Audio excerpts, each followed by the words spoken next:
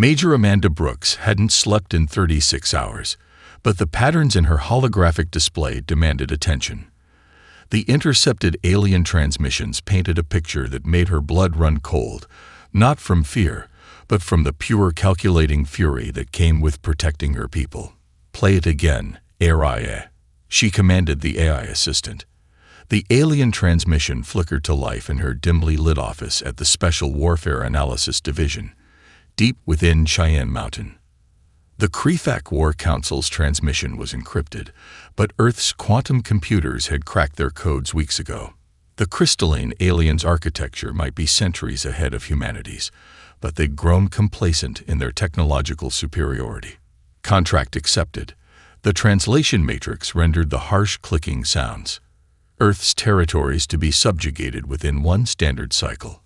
Payment: 30% of all mineral rights, plus salvage rights to human military technology.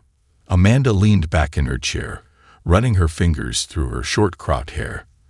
The Krefak were legendary mercenaries, hired guns for the galaxy's elite. Every intelligence report confirmed the same thing.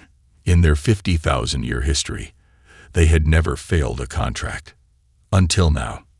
AI, show me the Krefak combat record against other species. The AI compiled the data instantly, projecting a timeline of their victories. The Serpentine Worlds, the Silicon Collective, even the mighty Drachnid Empire, all had fallen to these crystalline warriors. But there was something different in their latest transmissions, something that the others in her division had missed. The veteran Krefak warrior they called Scanner of Bones had been asking questions, unusual questions. He'd been diving deep into humanity's military history, not just our current capabilities. Amanda had tracked his data requests through 7 different proxy servers. She pulled up his latest search patterns: the Battle of Thermopylae, the Siege of Stalingrad, the Tet Offensive, the Mars Insurrection. He wasn't just studying how humans fought. He was studying how we fought when everything was against us. Major Brooks, Aria's calm voice interrupted her thoughts. "Colonel Davidson is requesting your presence in the war room." Amanda stood, straightening her uniform. "Tell him I'm bringing something he needs to see." She grabbed her quantum tablet and headed for the elevator, her boots echoing in the empty hallway. The war room was a hive of activity even at 300 hours. Officers from every branch of Earth's military hunched over displays, tracking Krefak fleet movements and running battle simulations. Colonel Ryan Davidson looked up as she entered, his weathered face showing concern. "Tell me you have something, Brooks." She plugged her tablet into the main display. "Sir, I don't think the Krefak understand what they're walking into. Look at their tactical assessments of our capabilities." The display showed the aliens' evaluation of Earth's military strength. They catalogued our ships, our weapons, our shield technology. Everything was measured against their own capabilities. "They're making a classic mistake, sir," Amanda continued, pulling up historical data alongside the alien assessment. "They're judging us by their standards, by their evolution of warfare. They don't understand that humanity didn't develop weapons in a neat linear progression. We kept everything that worked." Davidson's eyes widened as he saw where she was going. "We still train with ballistic weapons, even though we have plasma rifles. Because bullets can't be deflected by energy shields," Amanda finished. "We still teach hand-to-hand combat even though we have antimatter bombs. Because sometimes you have to take an enemy alive." Davidson nodded. "And Scanner of Bones is starting to figure this out." Amanda pulled up the alien warrior's latest queries. "He's the only one asking the right questions. The rest of their war council thinks this is just another subjugation campaign. But he's seen something in our history that terrifies him." "What's that, Major?" Amanda's face was grim as she displayed humanity's full military doctrine on the screen. "That we've spent our entire history preparing for enemies exactly like them. Every weapon they think is obsolete, every tactic they think we've abandoned, we've kept them all. Because humanity never forgot one simple truth." Davidson leaned forward. "And what truth is that?" The most dangerous predator isn't the one with the biggest claws, sir. It's the one that can use every weapon in its arsenal. And humanity, we've turned that into an art form. Lieutenant James Wildcard Martinez stood in Neptune Mining Station's control room, watching the Krethak warships emerge from FTL. Their crystalline hulls caught the distant sunlight, fracturing it into deadly rainbows. Most people would see beauty in that display. Martinez saw targeting data. "They really think we're just miners," he muttered, checking the tactical display. The station's official manifest listed 200 civilian workers and basic point defense batteries. What it didn't mention was Martinez's special operations background, or the fact that every miner on board was a combat veteran. "Sir," Sarah Cooper, his communications officer, called out. "They're broadcasting their demands. Standard surrender protocol." Martinez smiled, the expression never reaching his eyes. "Patch me through to all stations." The internal comms crackled to life. "Ladies and gentlemen, looks like we got some uninvited guests. Remember your training. Implement Ghost Protocol." Throughout the station, miners reached for hidden compartments in their equipment lockers. Heavy plasma cutting tools, easily modified to slice through Krethak battle armor, were distributed. Maintenance bots, their friendly safety protocols replaced with combat subroutines, powered up in their docking bays. "First wave incoming," Cooper reported. 3 assault shuttles, standard boarding configuration. Martinez watched the alien craft approach. The Krethak were using textbook intimidation tactics, the same ones that had worked on countless other species. They expected panic, disorganization, and fear. They were about to learn how humans responded to threats. "Let them breach," Martinez ordered. "Cooper, initiate EMD sequence." The first Krethak boarding party cut through the outer airlock exactly where Martinez had predicted. As the crystalline warriors charged in, their sensors showed only scattered life signs fleeing deeper into the station.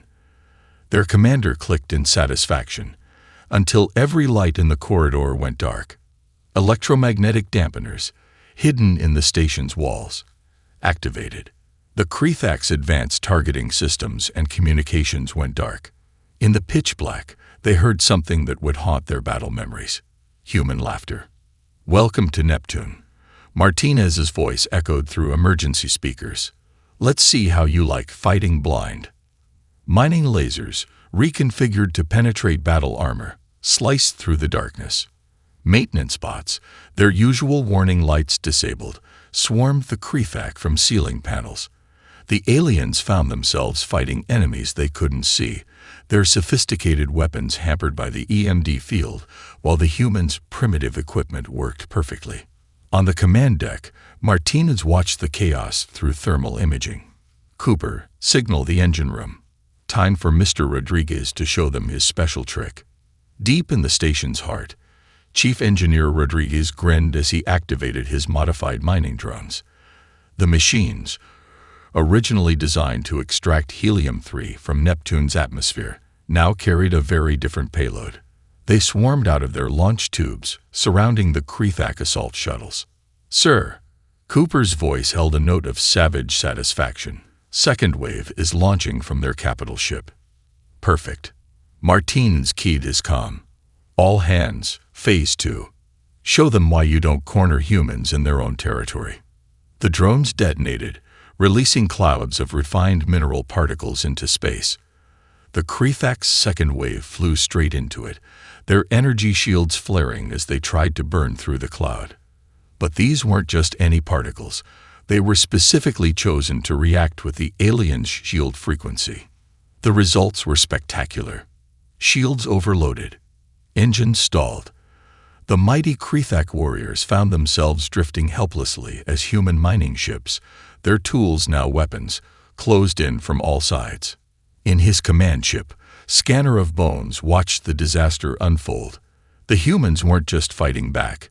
They were doing it with equipment that his species had dismissed as primitive industrial tools. His warnings to the War Council hadn't been dire enough.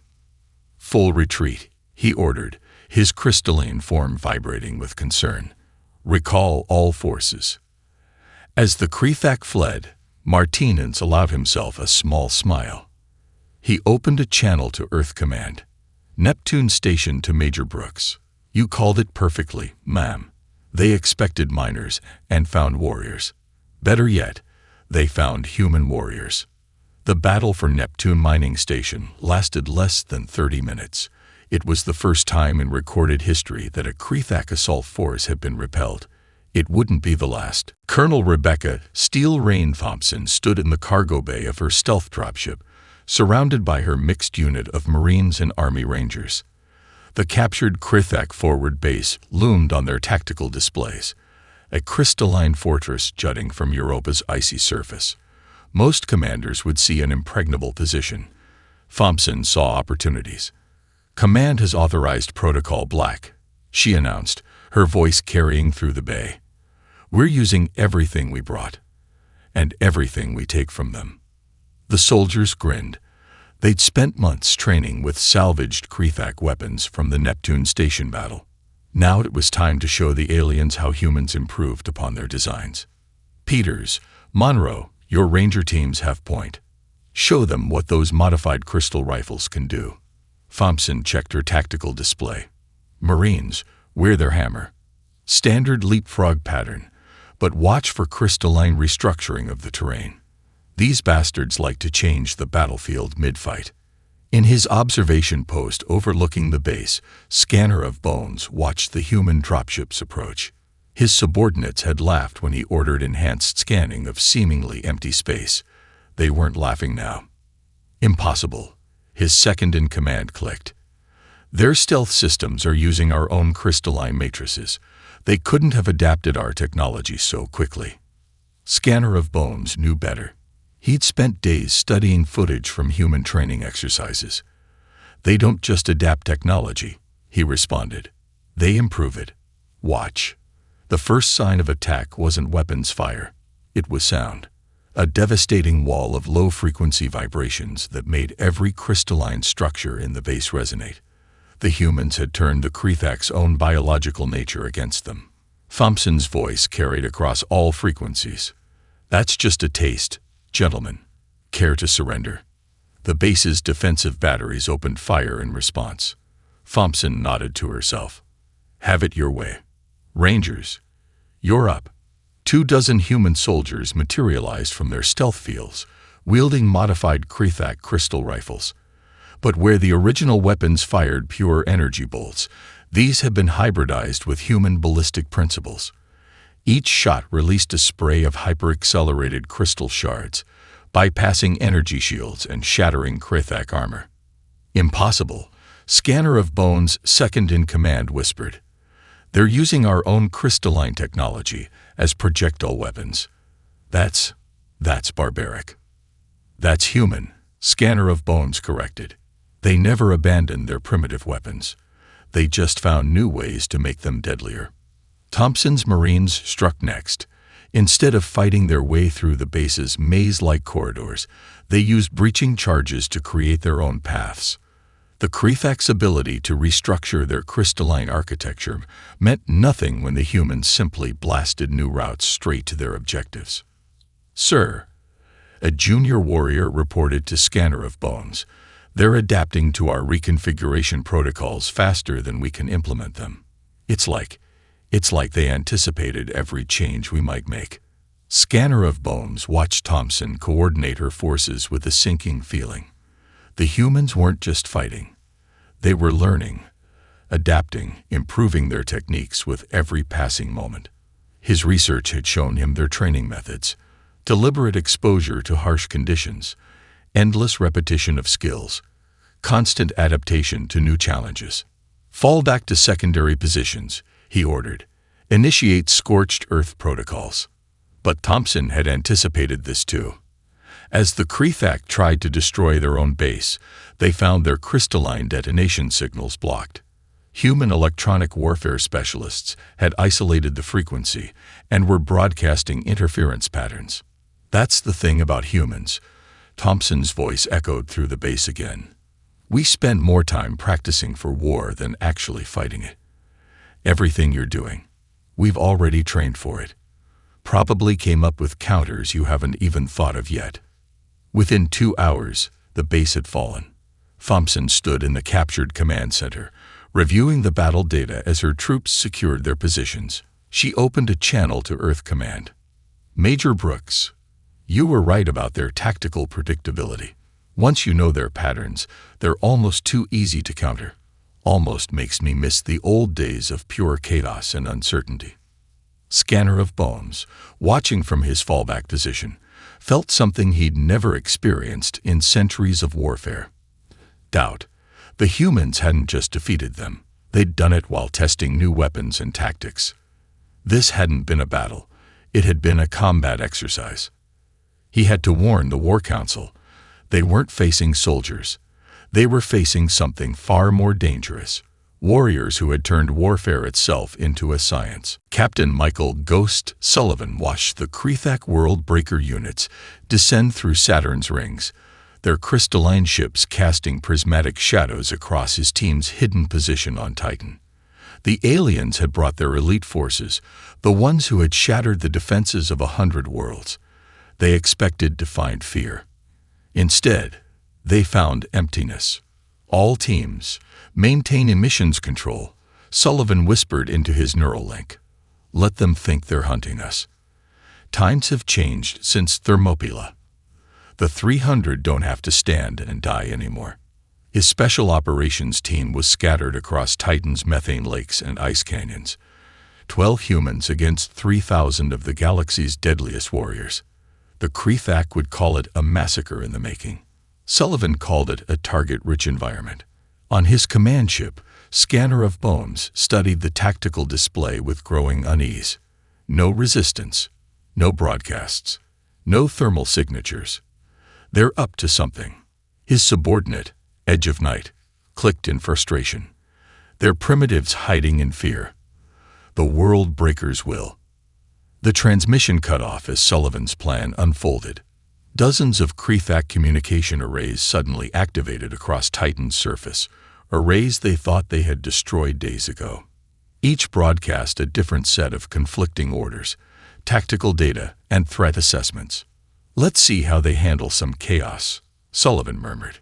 Execute Phase 2. Hidden beneath Titan's liquid methane lakes, modified mining drones activated. They weren't armed. They didn't need to be.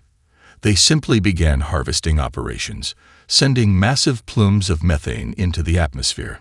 The Krethak's advanced sensors, calibrated for detecting energy weapons and shield harmonics, were suddenly blind in the hydrocarbon storm.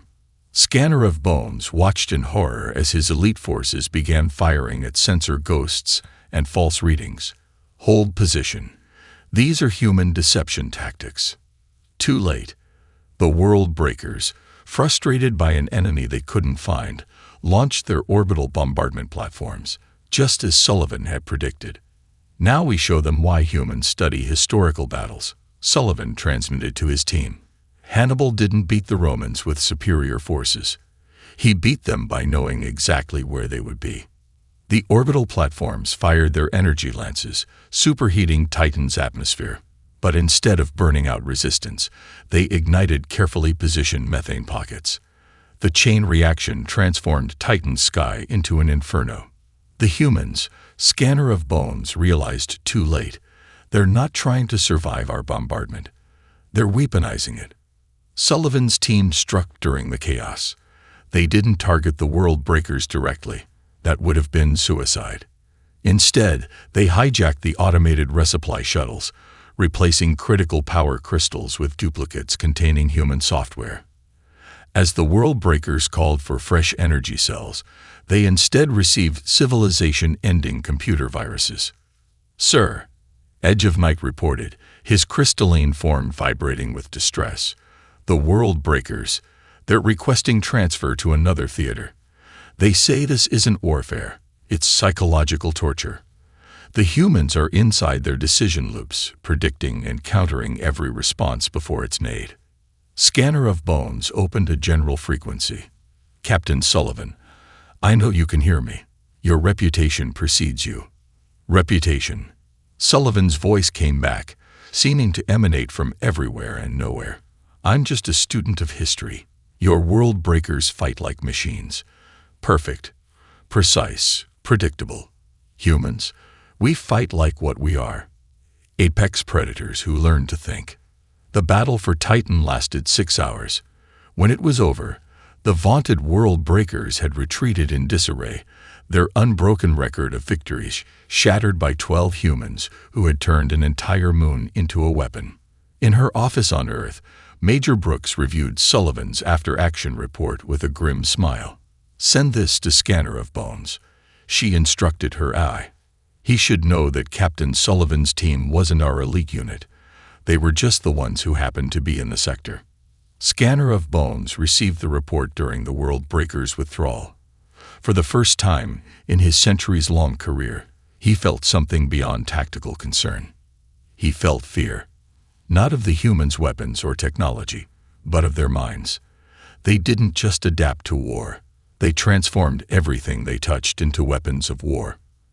And somewhere on Titan, Ghost Team was already preparing for the next battle, turning the wreckage of Krethak ships into weapons their former owners had never imagined possible. Scanner of Bones stood in the secured data vault of his flagship, crystalline form vibrating with increasing distress as he reviewed Earth's historical archives. The holographic displays showed weapons that defied comprehension, not for their sophistication, but for their timing. "Nuclear fission," he muttered, his translator struggling with the ancient human term. They achieved this before leaving their atmosphere, before meeting any other species, before. His voice trailed off as the implications hit him. His research assistant, Crystal Song, approached with another data stream. "Sir, I found something disturbing about their early nuclear doctrine." The display shifted to show the height of Earth's Cold War. 2 superpowers, thousands of nuclear weapons, each capable of destroying their civilization multiple times over. Scanner of Bones watched in fascination as humanity walked to the edge of extinction, and then did something unprecedented. "They chose not to use them," he whispered, "not out of weakness, but out of strength." In her office at Earth Command, Major Brooks received an unexpected alert. Someone was doing deep archaeological scans of old nuclear testing sites, not current military installations, but places like Bikini Atoll and the Nevada test site. Her quantum tablet displayed the source. Scanner of Bones flagship. "AI." She called to her eye. "What exactly is he looking for?" "Analysis suggests he's tracking radiation signatures," the AI responded. "Specifically, he's comparing them to technological development timelines." Brooks sat forward, understanding dawning. He's finally figured it out. Back on his flagship, Scanner of Bones assembled his war council. The crystalline chamber hummed with nervous energy as he displayed his findings. "Every species we encountered," he began, "developed weapons in a logical progression. Energy beams led to plasma weapons. Plasma weapons led to antimatter devices. Each step required centuries of technological evolution." He paused, letting the next image fill the chamber. A primitive atomic bomb test. Humans developed the power to destroy their own world before they could leave it. They created doomsday weapons while still using chemical propulsion for spaceflight. And then, he displayed the current human arsenal, showing how they maintained everything from simple projectile weapons to quantum destabilizers. They kept them all, Crystal Song realized. But why? More advanced weapons made the older ones obsolete.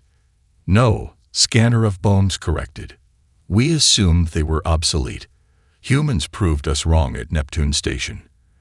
At Europa. At Titan. They don't abandon weapons. They perfect them. Find new uses for them, combine them in ways we never imagined." The War Council chamber fell silent as he displayed his final piece of evidence, Earth's current defensive doctrine. "They have weapons that could destroy our entire fleet, weapons that could shatter our homeworld, but they haven't used them, not because they can't." He let the implication hang in the air. Major Brooks' quantum tablet chimed again. This time, it was a direct communication request from Scanner of Bones himself. She accepted, and his crystalline form materialized in her office. "You came closer to extinction than any species we've encountered," he stated without preamble. "You had the power to destroy yourselves before you could escape your own gravity. By all logic, you should have failed." Brooks smiled. "But instead, we learned something valuable." "What could possibly be valuable about nearly destroying yourselves?"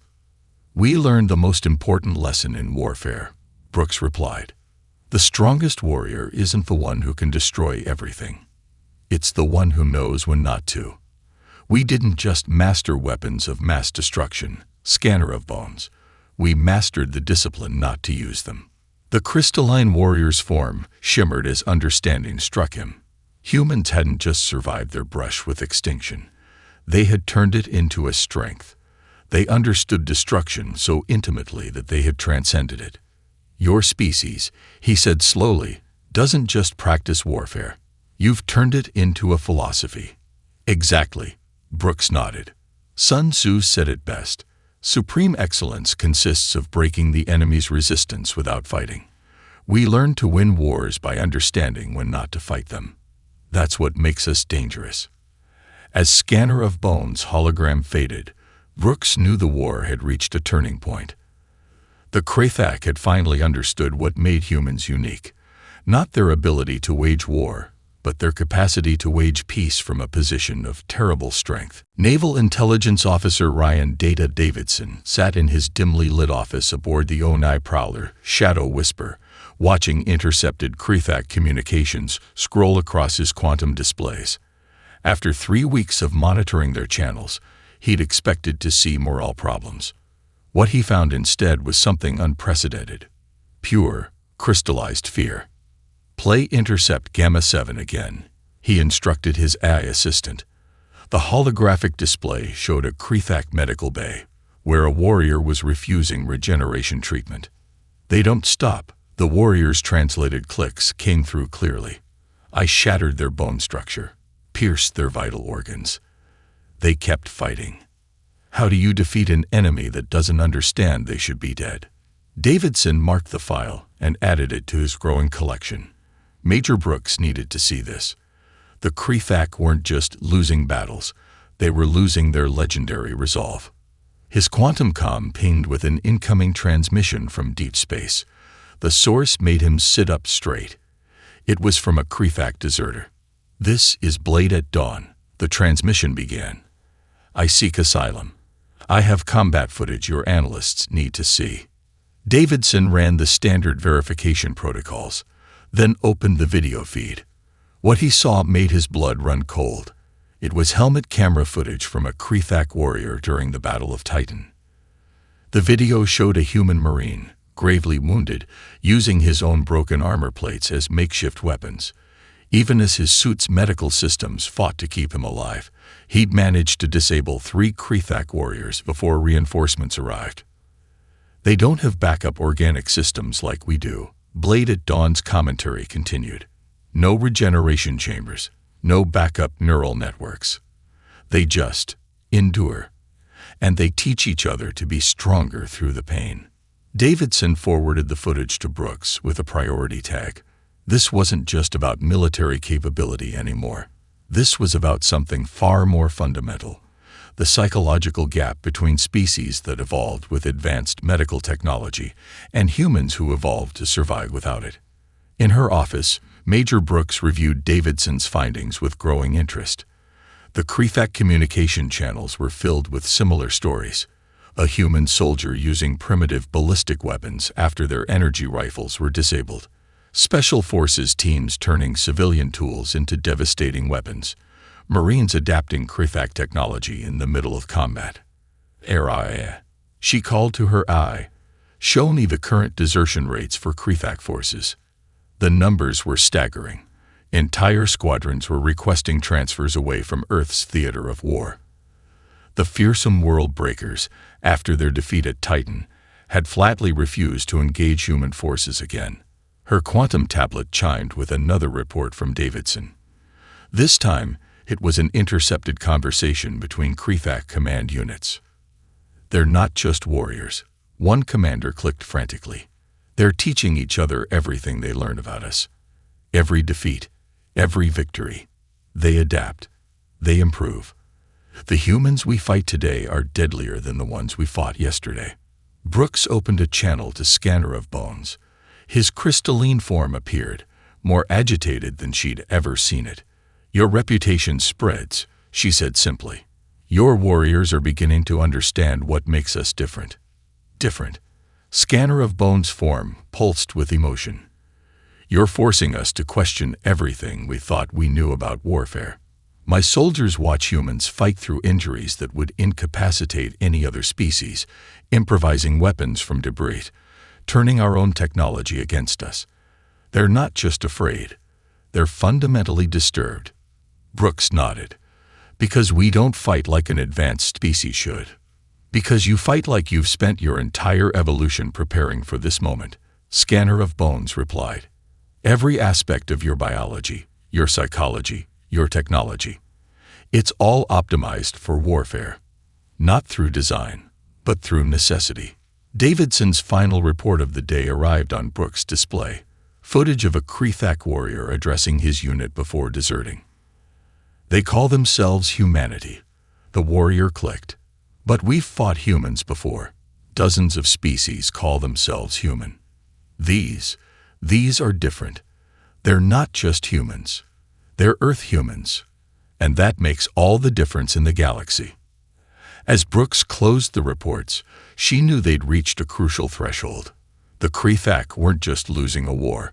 They were facing an enemy that challenged their entire understanding of what warfare could be. And in that realization lay the seeds of either their destruction or their salvation. General William Iron Will Harrison stood before the holographic display in Earth Command's Strategic Operations Center, watching the systematic dismantling of Krethak positions throughout the solar system. Human fleets, now armed with hybrid weapons that combined Earth ingenuity with captured alien technology, pressed their advantage with mechanical precision. Sir, his tactical officer reported, we're detecting unusual energy signatures from the Krethak flagship. They're powering down their weapons. Before Harrison could respond, a priority communication request flashed across his display. The source identifier made him pause. Scanner of Bones was requesting a direct encrypted channel. Major Brooks, Harrison called out. I believe your prediction just came true. Patch him through to my private office. As Harrison strode into his office, the air shimmered with Scanner of Bones' crystalline form. The alien warrior's usual precise geometric patterns showed subtle distortions, signs of extreme stress in his species. General Harrison. Scanner of Bones began, his translator struggling with the emotion in his voice.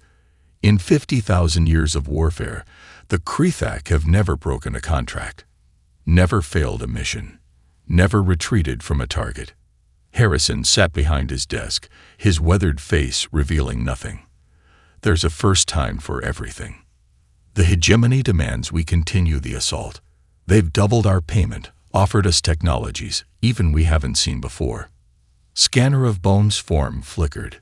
But for the first time in our history, we're considering something unprecedented. Breaking your word. Harrison raised an eyebrow. Or admitting you've met your match. The crystalline warrior's form pulsed with what might have been laughter. Both.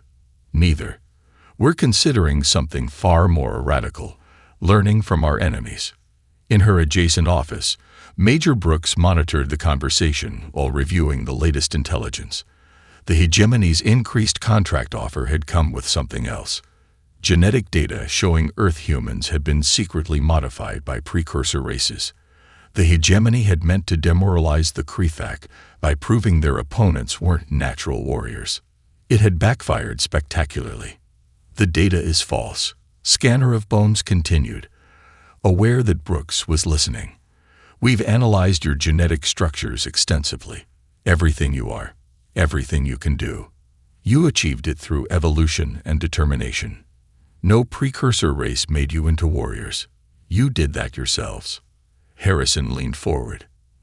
And that changes things. It changes everything. The hegemony thought showing us you were artificially enhanced would explain your capabilities. Instead, we've discovered something far more significant. a species that turned itself into the perfect warfare engine, not through technology or genetic manipulation, but through will alone. Brooks entered Harrison's office, her quantum tablet displaying rows of data. "The Krethak War Council is convening," she reported. "Every elder warrior, every battle commander. They're all gathering to vote." Scanner of Bones' form stabilized, his patterns returning to their precise geometric alignment. "We were hired to subjugate Earth, to bring humanity to heel. But we've discovered something the hegemony didn't understand. You can't subjugate a species that has mastered both the art of warfare and the wisdom to know when not to wage it." Harrison and Brooks exchanged glances. This was the moment they'd been working toward since the first shots were fired at Neptune Station. "The vote is complete," Scanner of Bones announced. "For the first time in our history, we're breaking our contract. Not out of fear, though there is fear. Not out of respect, though there is respect. We're breaking it because we've discovered something worth more than payment or pride. We've found equals." The holographic display shifted, showing Krethak ships throughout the solar system powering down their weapons. But they weren't retreating. "We offer something else," Scanner of Bones continued. "An exchange.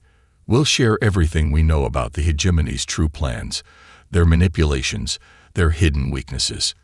In return, we ask for something far more valuable than territory or resources." "And what's that?" Harrison asked, though Brooks' smile suggested she already knew. "Teach us," Scanner of Bones replied. "Not just how you fight, but how you think. How you turned warfare into an art form while never losing sight of peace. The hegemony thought they were hiring warriors to break humanity. Instead, they've given us the opportunity to learn from the greatest warriors the galaxy has ever known." The Unity 1 space station hung in high Earth orbit, its crystalline metal hybrid architecture a physical testament to the unprecedented collaboration taking place within. Major Amanda Brooks stood at the observation deck, watching Krethak and human ships conducting joint maneuvers against simulated hegemony targets. "Beautiful, isn't it?" Scanner of Bones materialized beside her, his crystalline form now adorned with the newly created insignia of Earth Krethak Joint Command. "3 months ago, we were trying to kill each other. Now we're creating combat doctrines neither of us could have conceived alone."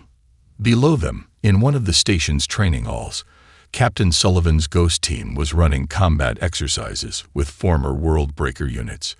The humans' unconventional tactics combined with Krethak precision created something entirely new, a fighting style that looked more like a deadly dance than traditional warfare.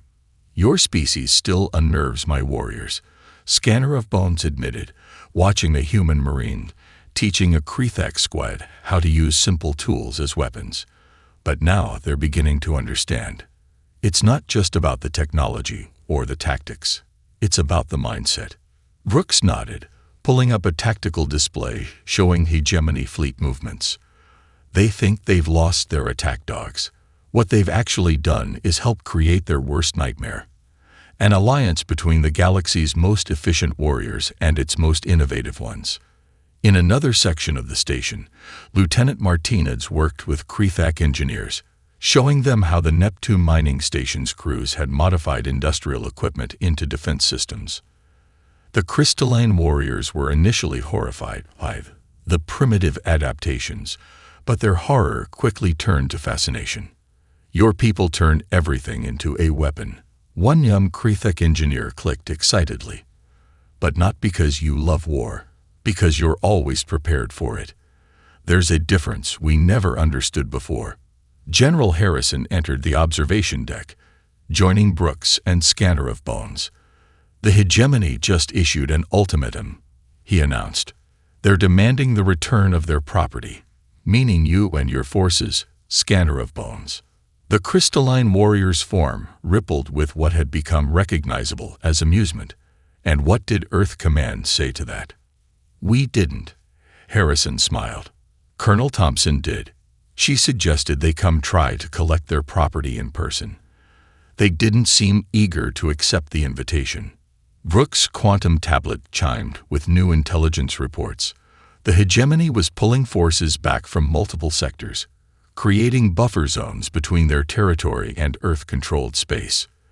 They'd expected to break humanity's military might.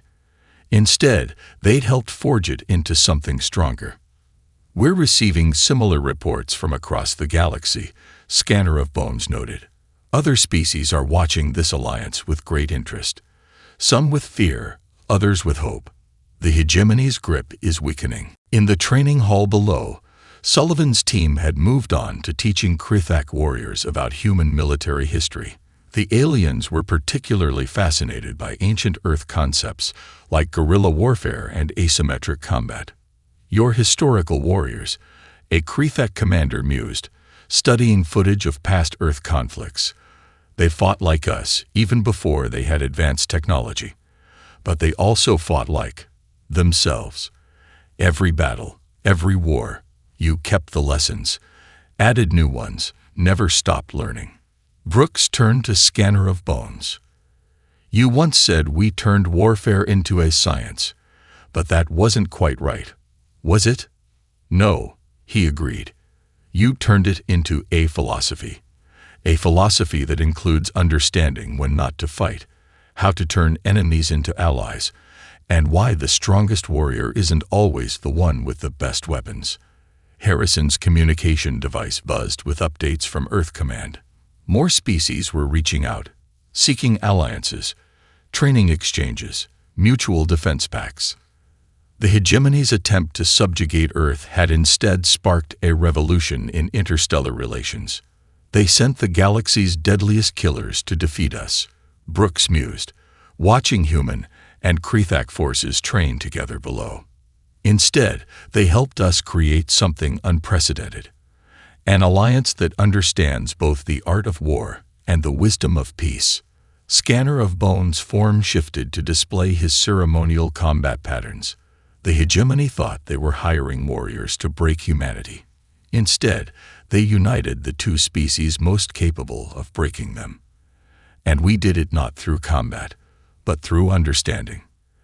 As the Earth Krithak fleet conducted its maneuvers against the backdrop of home, Brooks realized they'd created something neither species had expected. A future where the greatest warriors in the galaxy worked together, not to wage war, but to prevent it. The hegemony had wanted to see if their killers could face Earth's warriors. They got their answer, but not the one they expected.